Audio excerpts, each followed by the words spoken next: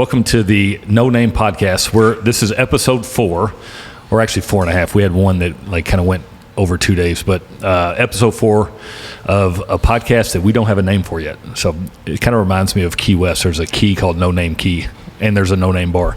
But with me today is a friend of mine and a civic leader here in Louisville, Kentucky, Markus Winkler. You've been on council for 6 years? I have. Thanks for having me, Jimmy. Yeah, I'm glad you're here. So you've been on council for 6 years, and you've been the Metro Council president for 2. So I'm going to just jump right into it. Why this path in life? What about civic responsibility gets you excited? Well, when we moved to Louisville, I was looking for a challenge to sort of fill out some capacity that I had work-wise or was not being fully utilized, and saw an opportunity. I tried to volunteer with some nonprofits that didn't sort of fully fulfill what I was looking for, and then saw an opportunity with our previous representative that, I thought I could do this and probably contribute a little bit to the city. And so I decided to run and won, and been here for 6 years since. Right. So I'm going to ask you questions just as if we're sitting around just chatting. So you saw an opportunity with a previous. Did you think you could do it better, or had he kind of stepped away and kind of moved in? Yeah, I mean, our previous representative was a very, very nice man. He had been on the council for 20 years, and I think it was just sort of time for a change. And, I thought that the skill set that I bring in terms of, being able to work with people, bring some common sense solutions, really just thought it would be a fit, and identified, things that were really important to the folks that I represent. And I was able to connect with those people and successfully run a campaign.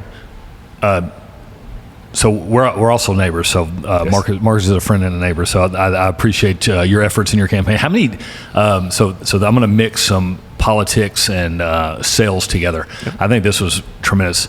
You've got the numbers on how many doors you went and visited during your campaigns. Tell us about that. Yeah. So I decided to run for office. I had no political experience. I mean, I tell people my only experience with government prior to running was getting my driver's license. So I'd never worked on a campaign, been in a campaign. I'm not even sure I had given a campaign money. Right. So I really didn't know what I was doing, and just figured the best way to win is to go talk to people one-on-one at their doorstep. So the first time I ran, I knocked on over 14,000 doors personally. That's not, I didn't have a team of people knocking with me. It was just me. And I spent every free minute of every day going, knocking on people's doors, having conversations with them. And, I think that's an extremely effective way to campaign. Yep. It's also, I think sort of one of the best. It's a hard part of campaigning because it takes an incredible amount of time, but it's also the most rewarding part because, I think one of the things that I was really surprised by is, I expected that I'd knock on the door and the majority of people would say, go away, I don't want to talk to you. And it's really the opposite. People are extremely friendly, extremely willing to have a conversation. And I think out of those 14,000 doors that I knocked on, I had 2 negative interactions. And they weren't even negative to me per se. They didn't know who I was. Right. And so I think it's a very, very heartening experience. I think in terms of sales, and let's be honest, you're selling yourself. Correct. A politician, you're a salesperson, and I don't mean that in a negative connotation. You are getting a relationship with people so that that you become their trusted political advisor, right? So that's what we do in real estate. We get in a relationship with people so that we're their trusted real estate. Same thing with a car salesman, whatever. It's almost like the fundamentals or the grassroots things are always the ones you go back to that are best. And we've got a bunch of sales professionals that are afraid to door knock, and I think it's a limiting belief. Maybe you had it a little bit I think people aren't going to receive this, but you find out that human interaction trumps all that. People like to talk to people. Yeah, I think you're exactly right. I mean, it is, there's all sorts of political advisors that'll tell you, you got to send 4 pieces of direct mail, or if you got to do this online marketing. And I think if you're really trying to convince somebody to do something different, no piece of mail is going to do that. I mean, if you think about, how you open your mail, I'm going to guess it's the same way that I open mine. I get it from the mailbox, I walk to my trash can, and I'm funneling through Exactly. it, and 90% of it is going straight into the trash can. So, Right. Especially if it's a marketing slick or something like that, I mean, you may get, a half a second of an impression on that piece of mail, right? And I just don't think that that's any way that you're going to convince anybody to do something different. Right. And I think it's that layered approach too, because I'm sure, did you send out mailers? I did. Okay. So, now you have validity, right? Like you just left and the next day a piece of mail comes, or your piece of mail comes and then you show up at the door. It creates this validation that you're authentic, you're real, and you're going to show up and do what you say you're going to do. Yeah. I mean, I'll tell you, the piece of mail that I found to be the single most effective is after I met with somebody, I went home and I wrote them a handwritten thank you note. Right. And I did that to everybody that I visited. And then 4 months later, right before the election, I wrote them another note and said, hey, Jimmy, don't know if you remember, we met 4 months ago, really enjoyed talking to you. And I'll tell you, on election day, totally unexpected, I got call after call from people that said, hey, I want you to know, I cannot believe that you wrote me 2 handwritten notes.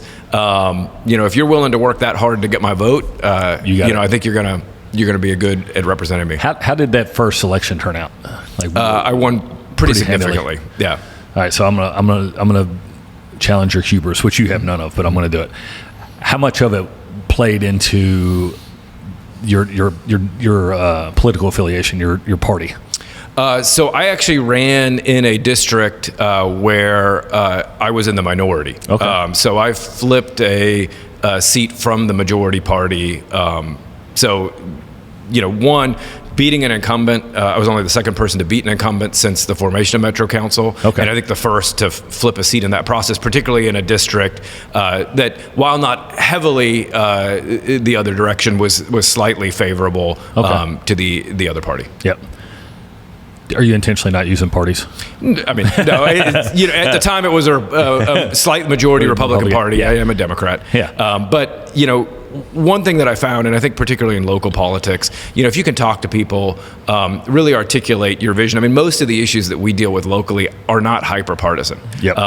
And I think if you can show people, they're railroad tracks. They're railroad tracks. They're filling potholes. They're public safety.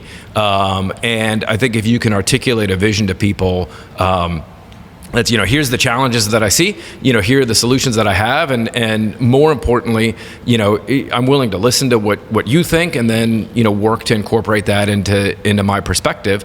I think people appreciate that. Yeah. And I think I think we know that, like, the more local you get, the less partisan comes into play. But what I would, tell me if I'm wrong, I would categorize you as like a blue dog Democrat, very fiscally conservative.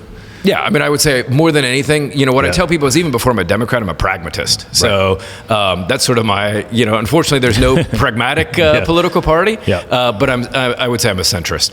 Okay. What district do you represent? So I represent District 17, which is Northeast Jefferson County. So if you sort of think about, roughly speaking, where the Snyder hits Brownsboro Road, down to where the Snyder hits Shelbyville Road, if you were sort of drawing a pie wedge in that area, I've got Middletown, everything south of Norton Commons, basically to northern Middletown. And then going west, it's roughly to Goose Creek Road. Middletown, Anchorage, Berrytown, Griffeytown. Correct. So I don't have Griffeytown because the lines aren't straight, but Berrytown, Worthington Hills, Anchorage, Middletown, Keeneland, Broke Point. It's a pretty diverse. Is it a constituency? Yeah, it's about 35,000 residents that each of us represent. Yeah. We're pretty fortunate in the area that we live in. We don't have a lot of the challenges in our areas that some other districts have. Mm-hmm. I mean, one of the things that I always look back at is when I started on council, I met with one of my newly elected peers, and she was late to the meeting. And, she got there and she said, "Oh, Markus, I'm so sorry I'm late. I was meeting with code enforcement. We were trying to prioritize how to deal with our top 100 vacant and abandoned properties." Right. She said, "How do you deal with that?" Right. And I said, I'm going to be honest, I have a hard time thinking of 2 vacant and abandoned properties in my district. That's what I was saying. If you do know them, will you let me know? Yes. Yeah. So, we have different challenges. I mean, one of the things that we deal with primarily is traffic. Mm-hmm. And so that's, one of the main main issues that I ran on at the time. And then just, economic development, public safety, those are more universal. But, different areas of town obviously have very different challenges. I know. I'm pretty confident I heard you. District 17. Correct. All right. I don't know why I was second guessing myself, but so let's talk about District 17. What are the 3 to 5 priorities that you have as the council person for that district? Yeah, I mean, I think my number one priority, is certainly continued focus on public safety. We have got to make sure that our city is safe first and foremost. That's what drives all other decisions. So I'd say that's number one. For our area specifically, my second biggest concern is really around general livability. So, we're very fortunate in our area that we have lots and lots and lots of commercial options, right? I mean, I think, from my house, probably within 5 miles, I'm going to guess there's something between 12 to 13, big box grocers, as an example. We've got 2 more being built as we speak. Right. Actually 3 if you count the fresh market. Uh-huh. So we have lots and lots of options, tons of retail options. The challenge that we have is that most of those options are large national chain big box stores and retailers and grocers. And so one of my focuses is really sort of quality of place investments that make sure that those retailers want to stay in our area. Those retailers can be pretty fickle. And if they find that, there's an economic incentive for them to move a mile or 2 down the road, they'll do it and they'll build a new store. And the challenge is if you've got, 1 million square feet of retail space that leaves your area, there's not a lot of other tenants that are going to come in and fill that kind of space. And so, if you think about, we've got a Walmart at Chamberlain Lane as an example, right? If that were to move out, that then starts to become an anchor, a negative anchor for the community. Yeah. And because, it gets run down.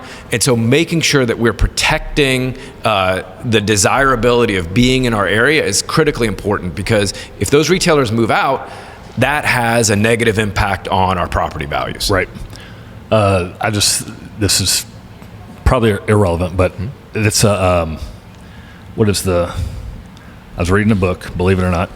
I've read, I don't read as much as I'd like to, but I do read a hole below the waterline. Mm-hmm. Have you ever heard that phrase? I have not. Yeah. So if you're going to blow a hole in something, make sure it's above the waterline. Yeah. So in my mind, if we mess that up, right, that huge geographical anchor tenant, that can cause a tremendous negative situation. Just like, if you blow a ship, on the wall of a ship above the waterline, you can fix it. Right. But if it's below the waterline, so that's a below the waterline issue that if we don't maintain that relationship with that vendor, that corporation, it could sink. It not necessarily probably won't sink the ship, but it could have a tremendous negative impact. Yeah, I mean, you can look all over town of areas where you've had vibrant commercial corridors. Mm-hmm. Those retailers have moved on. It takes years or decades for something else to move into that space. And during that time period, those property values are coming down. Right. And so I think the way that you protect those investments is, we're not going to incentivize a retailer to stay, as an example. But the things that Metro government can do is, are we making investments in, for example, our streets and medians and off-ramps and all of the things that make an area look nice, right? So that, people say, hey, this is the kind of place that I want to be, right? When people come here, traffic flows nicely. We're dealing with our panhandling challenges. We're safe. Those are the things that keep those commercial businesses where they are, and that ultimately impacts our residents. All right, so I'm going to ask you a unprepared question, and I might be wrong, I might be right. I can think of a place in Middletown that has tremendous retail presence from big box retailers that is a terrible traffic situation most of the time. English Station and Shelbyville Road, right between Target and Academy. If you want us to cut this out, we can. But I'm just curious, are those the type of things that you're dealing with in terms of traffic? Because I will tell you personally, I avoid there because it can be a quagmire. Yeah. No, it can, and this is where, you know, the challenge of government, sort of the rubber hits the road, so to speak, which is you have a confluence of events there where it's not just metro government, right? English Station is a state road. Okay. And so when you start talking about how do you alleviate congestion on English Station, you've got to involve the state and the state's road plans. There actually is a plan to widen English Station to 3 lanes. That plan has been in place since before I was elected. Okay. There's some right-of-way challenges that the state is working through. But you've got that. You have the added complexity in that intersection right now that all of the I-64, I-265 construction, you know, is really putting a lot of pressure on our surface streets that makes that situation exponentially worse, right? Because it's not easy to get onto the Snyder. That causes backups on Shelbyville Road. That causes backups onto English Station. So the good news is that iMove project, which is the name for the I-71, 265, 64 widening, that's supposed to wrap up near the end of this year. Okay. I think that will help the situation. Right. But to your point, you know, making sure that we're making infrastructure investments along the way so that situations don't get untenable before you make the investments is critical. Perfect. All right, so District 17, public safety, livability, any other major things there? Yeah, I'd say the third one is, you know, really related to quality of place, which means, you know, making sure we're making investments in our parks and libraries, and then addressing our homeless and panhandling challenge. Now, is that an issue in District 17? Is it as much as other districts? It's started to grow. Really? Yeah, I mean, part of that is a factor of some of the camp clearings and things that have happened in other parts of town, and so, you know, those people migrate outward. I think the other challenge, particularly when we see, you know, our panhandling community, I mean, one of the pieces of feedback we get is the reason they're there is because it's very profitable to be there. You know, you've got lots of people that are shopping there that hand money out their window. I will tell you, that is not a good practice. All of our homeless advocates will tell you that is not what you should do. But that is why we have panhandlers on our corners. You know, they are incentivized to be there. Some of those folks are being human trafficked. You know, it is really not a good practice. I understand that, you know, people feel bad when they see them on the corner, but there are much better organizations that you can give money to. We've got a program with Goodwill where we go and offer day work to people who are panhandling. You can give to that organization. You can give to the Coalition for the Homeless. But I'd encourage everybody, you know, not to hand money out their car window. Yeah, I don't want to get in this rabbit hole, but I do want to bring up, and I had a conversation with my friend Michael earlier today about parenting, and that thing about almost like letting people fail is it echoes in so many different corners of our lives, you know, and that do not, well, I'm not even going to say it because it could be taken the wrong way, but, you know, giving people something that they don't have to work for seems to create a worser problem. So without sort of getting too much, to your point, down this rabbit hole, we started this program with Goodwill about 4 years ago. It's called the Another Way program. Okay, and what we do is Goodwill runs a van to sites where people are panhandling. They offer them day work. They give them a $50 gift card for working, and then they try to connect them with services. Okay, what we have found is that, number one, and I'll relate this back actually to the door knocking, right? Yep. When we started this project, again, I thought most people would tell us to just, you know, keep going, right? And what we found is the opposite, right? The van is consistently oversubscribed. Okay, when we go and stop and ask people who are truly in need, they want to get on the van and they want to work. I believe very strongly that human beings have sort of an innate desire to work and be useful. Right, and what we find with the van is that overwhelmingly people want to get on, they want to contribute, and so what they do is they do litter pickup, they help out at the convention center. You know, if we have a volleyball tournament, they'll lay the floor or they'll pick the floor up. And when we ask them, like, why'd you get on the van? You know, their answer is because I wanted to contribute. Right, so I think you've got that first and foremost, right? Right. The people truly in need. But they've got significant barriers. I mean, a lot of these people, have mental health challenges. They have substance abuse challenges. They don't have an ID. Very hard to go get a job without an ID, right? Very hard to get a job when you don't have a permanent address. Right. And so Goodwill doesn't ask questions. They just get you in.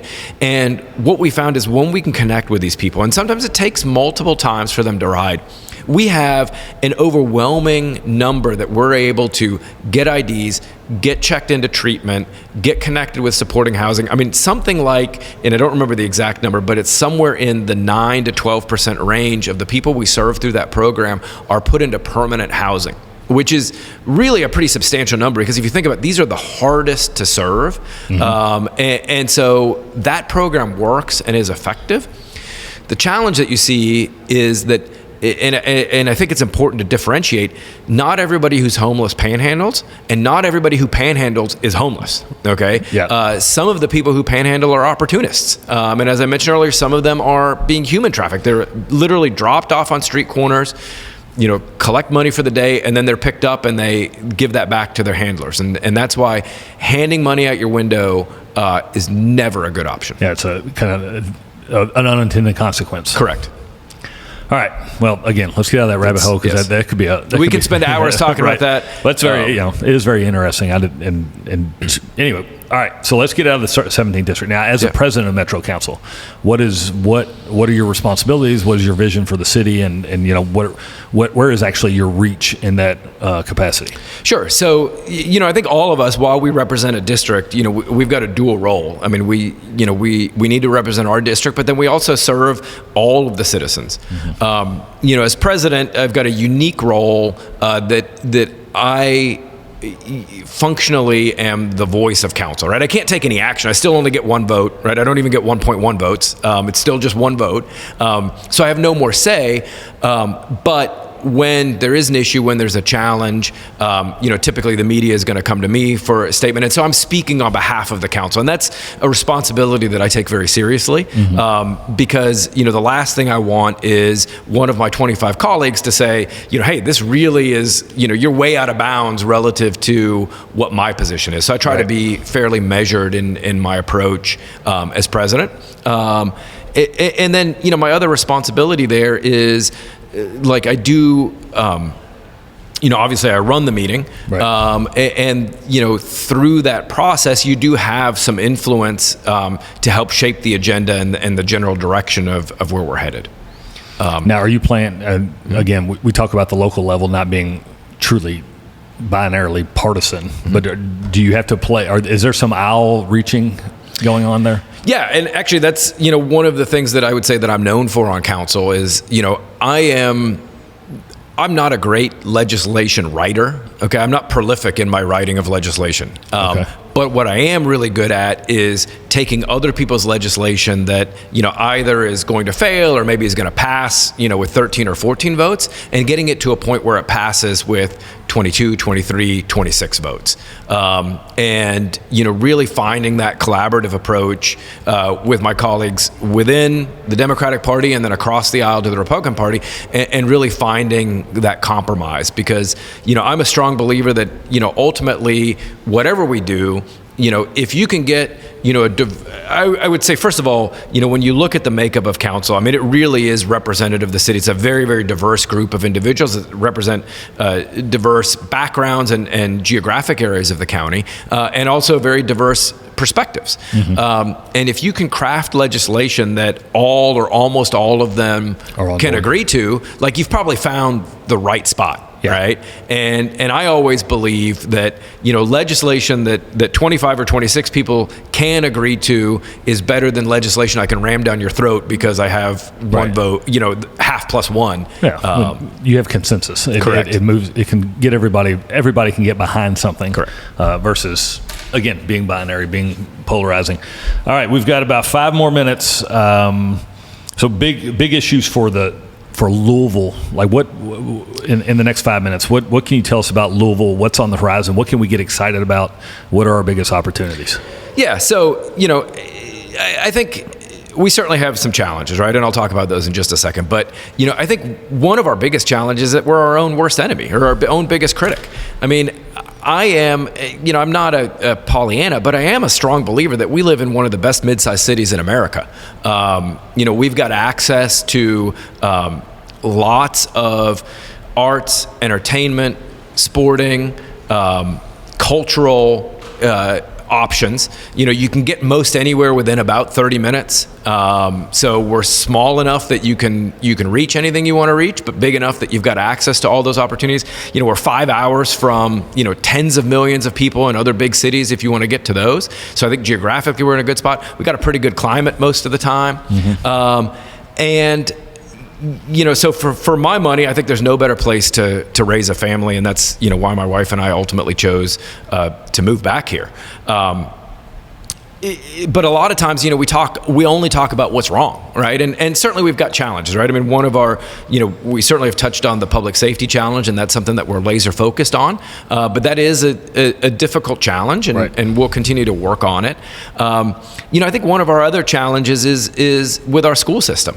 Ultimately, especially, if we're talking about real estate, I mean, what's the number one decider of, where people want to buy a house is their schools. Right.